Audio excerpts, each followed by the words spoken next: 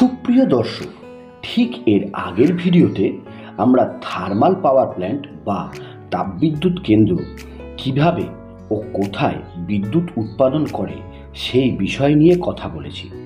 ঠিক আজও তেমনি এই ভিডিওর মধ্য দিয়ে জানতে চলেছি জলবিদ্যুৎ কেন্দ্র কী এবং কিভাবে বিদ্যুৎ উৎপাদন করা হয়। এছাড়াও dam, reservoir, penstock, turbine, generator, surge tank ইত্যাদি পার্ট কী ও তারা কিভাবে কাজ করে। এছাড়াও জানতে চলেছি জলবিদ্যুৎ কেন্দ্রের অ্যাডভান্টেজ কী এবং ডিসঅ্যাডভান্টেজগুলি কী কী। তো যারা এই ভিডিওর ইন্ট্রো দেখলেন তাদেরকে শুধু এটাই বলবো, বাংলায় এত সহজ এক্সপ্লেনেশন অন্য কোনো চ্যানেল দিতে পারবে না। তাই কিছু শিখতে হলে ভিডিওটি অবশ্যই শেষ পর্যন্ত দেখো। ভিডিওটি ভালো লাগলে লাইক, শেয়ার ও সাবস্ক্রাইব করতে ভুলো না। নাম থেকেই বলা যায় হাইড্রো ইলেকট্রিক পাওয়ার প্ল্যান্ট, যা জলবিদ্যুৎ কেন্দ্র অর্থাৎ চলমান জলের প্রাকৃতিক প্রবাহকে ব্যবহার করে বিদ্যুৎ উৎপাদন করাকেই জলবিদ্যুৎ শক্তি বলা হয়। আর এই শক্তি যেখানে তৈরি বা উৎপাদিত হয় তারই নাম জলবিদ্যুৎ কেন্দ্র। এটা আমরা ছোটবেলা থেকে জেনে আসছি, শক্তির সৃষ্টিও নেই, ধ্বংসও নেই, কেবল এক রূপ থেকে অন্য রূপে পরিবর্তিত হয়। তাই আপাত দৃষ্টিতে দেখলে মনে হয় জলবিদ্যুৎ উৎপাদনের প্রধান উৎস হলো জল, কিন্তু জল সৃষ্টি হয় সূর্যের কারণে। আর তাহলে সূর্যই হলো জলবিদ্যুৎ কেন্দ্রের প্রধান উৎস। সূর্যের প্রখর তাপে পৃথিবীর মেরু প্রদেশের বরফ গলে জলে পরিণত হয় এবং সেই জলই নদী বা বিভিন্ন জলাশয় আকারে পৃথিবী পৃষ্ঠে অবস্থান করে। সেই জল সূর্যের প্রখর তাপে বাষ্প হয় ও হালকা হয়ে ওপরে উঠে আসে ও সেখানে ভাসমান ধূলিকণাকে নিয়ে মেঘ বানায়, যা আবার বৃষ্টিরূপে পৃথিবীর বুকেই ঝরে পড়ে। তো এই জলচক্রের প্রধান উৎস হলো একমাত্র সূর্যই, যার কারণে মূলত নদীর জলস্রোতের সৃষ্টি হয় এবং এই স্রোতকে কাজে লাগিয়ে বিদ্যুৎ তৈরি করাকেই জলবিদ্যুৎ বলা হয়। তো চলুন এবার আমরা একটি ব্লক ডায়াগ্রাম থেকে জলবিদ্যুৎ কেন্দ্রের প্রতিটি অংশের সঙ্গে পরিচিতি করি। তো ভিউয়ার্সরা, যখন এই ভিডিওতে যে ব্লক ডায়াগ্রাম দেখছেন তা হলো একটি হাইড্রো ইলেকট্রিক পাওয়ার প্ল্যান্টের ব্লক ডায়াগ্রাম, আর তারই পিক্টোরিক্যাল রিপ্রেজেন্টেশন খানিকটা এরকম। এখানে নদীর জলকে বাঁধের সাহায্যে একটি জায়গায় আটকে রাখা হয়, আর প্রয়োজন মতো সেই জল ছেড়ে সেই জলের ধারার সাহায্যে টারবাইন ঘোরানো হয় এবং টারবাইন ঘুরলেই অল্টারনেটর ঘুরবে ও বিদ্যুৎ তৈরি করবে। তো চলুন এই ব্যাপারটিকে একটু বিস্তারিতভাবে জেনে নিই। প্রথমেই নদীর ধারার মাঝখানে সিমেন্ট ও কংক্রিটের সাহায্যে ড্যাম বা বাঁধ তৈরি করা হয়। এই বাঁধের সাহায্যে নদী প্রবাহকে আটকানো হয়। এই ড্যামের ঠিক আগেই থাকে রিজার্ভার বা জলাধার, যেখানেই মূলত জল সঞ্চিত করে রাখা হয়। শীতকালে যখন নদীর জলপ্রবাহ অনেক বেশি হয় তখন প্রাকৃতিক প্রবাহকেই কাজে লাগানো হয় ও বর্ষার সময় বৃষ্টির জল সেই রিজার্ভার বা জলাধারে সঞ্চয় করা হয়। গরমের সময় নদীর সাধারণ প্রবাহ কম থাকে, ফলে জলাধারে সঞ্চিত জলপ্রবাহকে কাজে লাগানো হয় নদীর প্রাকৃতিক প্রবাহকে অব্যাহত রাখতে। এখানে রিজার্ভার বা জলাধার ব্যাটারির মতো কাজ করে।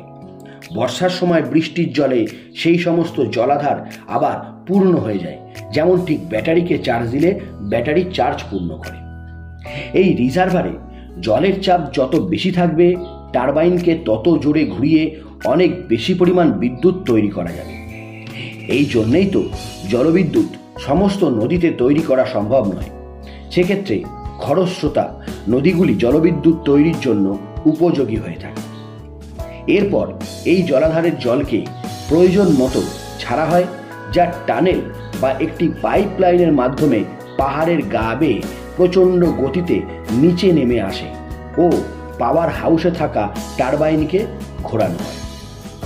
নদীর জলের সাথে যাতে কোনো নোংরা আবর্জনা বয়ে না আসতে পারে, তাই টারবাইন অবধি পৌঁছাতে না পারে, তাই ড্যামের স্লুইস গেটের আগে থাকা ফ্রেশ র্যাক নামক একটি জালিকার সাহায্যে সেগুলিকে আটকে দেওয়া হয়। এখন পাহাড়ের অনেক উপর থেকে জল পেনস্টকের মাধ্যমে নিচে নেমে আসার সময় তার গতিবেগ অনেক বেশি থাকে, ফলে জলের হ্যামারিং এফেক্ট তৈরি হতে পারে, যা এই প্রবাহের পেনস্টককে ফুটো করে দিতে পারে বা ড্যামেজ করে দিতে পারে। এই সম্ভাবনাকে নিয়ন্ত্রণ করার জন্য আরেকটি ট্যাঙ্ক জলের গতিপথের সৃষ্টি করা হয়, যার নাম হলো সার্জ ট্যাঙ্ক। এই সার্জ ট্যাঙ্কের কাজ হলো জলের উচ্চ গতিকে সাধারণ প্রাকৃতিক গতিতে রূপান্তরিত করা। তো এতক্ষণে জল পেনস্টকের মাধ্যম দিয়ে পাওয়ার হোমে বা পাওয়ার হাউসে চলে আসে ও সেখানে থাকা টারবাইনের ব্লেডে তীব্র গতিতে ধাক্কা দেয়, ফলে টারবাইন ক্রমাগত ঘুরতে থাকে, যার ফলস্বরূপ টারবাইনের শ্যাফটের সাথে যান্ত্রিক বন্ধনে আবদ্ধ অল্টারনেটর সেটাও ঘুরতে থাকে, আর যার ফলপ্রসূত বৈদ্যুতিক শক্তি উৎপাদিত হয়। যে পরিমাণ জল কাজে লাগানো যায় না তা ট্রাফট টিউবের মধ্য দিয়ে প্রধান জলধারা প্রবাহের সাথে যুক্ত হয়ে যায়। এই বিদ্যুতের পরিমাণ 11 কিলো ভোল্ট হয়ে থাকে, যাকে বহু দূর দূর ট্রান্সমিশন লাইন ও ডিস্ট্রিবিউশন লাইন পেরিয়ে আমাদের বাড়ি কারখানা পর্যন্ত আনার জন্য এই 11 কেভি বিদ্যুৎকে পাওয়ার হোমে থাকা বড় আকারের ট্রান্সফরমারের সাহায্যে স্টেপ আপ করে পরবর্তী পর্যায়ে ট্রান্সমিটেড করা হয়। জলবিদ্যুৎ কেন্দ্রের তার বিদ্যুৎ তৈরির ক্ষমতা নির্ভর করে তার 3টি বিষয়ের উপর। 1. জলাধারে সঞ্চিত জলের পৃষ্ঠতল মাটি থেকে কত উপরে আছে, যাকে ওয়াটার হেড বলা হয়। 2. প্রতি সেকেন্ডে পেনস্টকের ভিতর দিয়ে বা টানেলের ভিতর দিয়ে কত পরিমাণ জল প্রবাহিত হচ্ছে। 3. সর্বশেষ ও সবচেয়ে গুরুত্বপূর্ণ যে টারবাইন লাগানো আছে তার এফিসিয়েন্সি বা কর্মদক্ষতা কেমন। ওয়াটার হেড ও বিদ্যুৎ তৈরি করার এফিসিয়েন্সির উপর নির্ভর করে হাইড্রো পাওয়ার প্ল্যান্টকে 3টি ভাগে ভাগ করা যায়।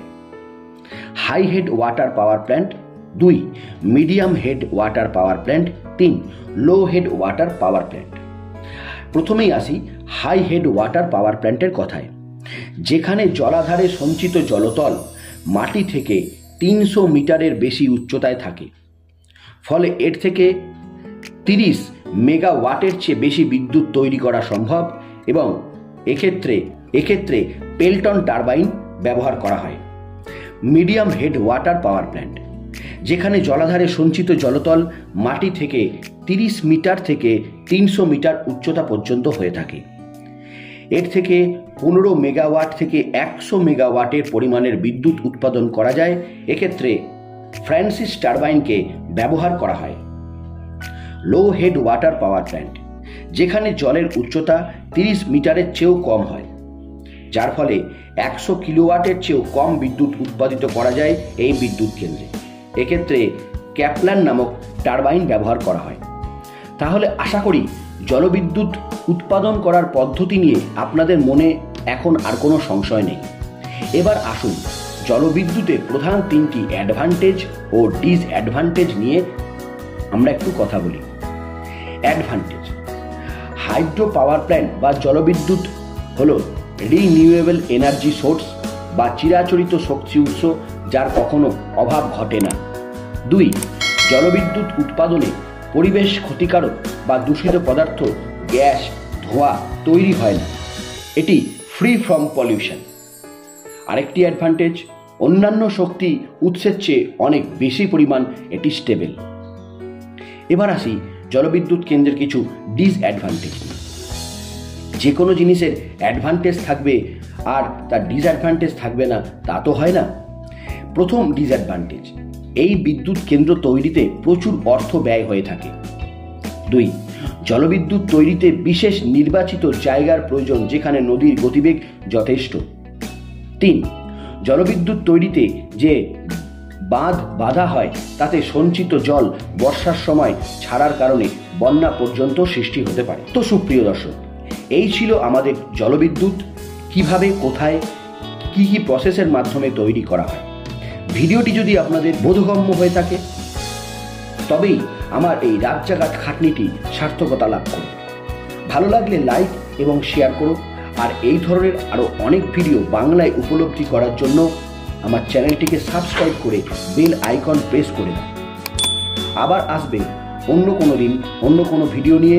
ততক্ষণ সকলেই ভালো থাকুন, সুস্থ থাকুন এবং সকলকে ভালো রাখুন। নমস্কার।